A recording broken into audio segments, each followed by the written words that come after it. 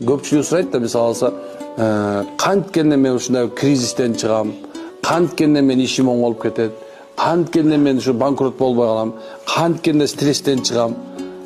Куран оку. Куран оку. Мына, Куран оку. Куран окуса адам бай болот, сенесиңерби?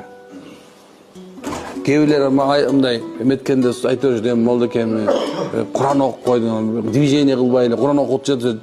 Жок, мен сени движение кылба деген жок, кыл керелден кечке кыл движениеңди. Дейин дегеним, Куран ушундай бир касиетке экен, ошол жердеги адамдарды тазалап салат экен. Ошол үйдү тазалап салат экен. Адамдын некен жүрөгүн тазалап салат экен. Канча Куран окуган сайын, көп окуган сайын адамдын жүрөгү тынчтанат, жүрөгү тазаланат, жүрөгү нурга толот, жүрөгү субханалла Аллах деп согуп калат. Мына. Демек, эмне кылышыбыз керек экен? Куран окуганды үйрөнгүлө. Балдарга дагы үйрөткөнгө аябай аракет кылыш керек.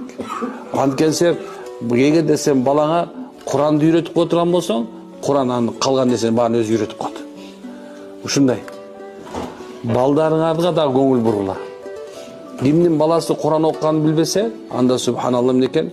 Ошол үйдө сөзсүз бир эртең күндө бир жакшы нерсе боло бербейт. Чын айтайын, ошол үйдө сөзсүз бир жаман нерсе болот. Анткенсе ошо Куран болбогон жүрөктөрчү күнөө кылганга оңой болот. Кимдин жүрөгүндө Куран болбосо, ал күнөөнү оңой эле кылып коет. Унутпагыла.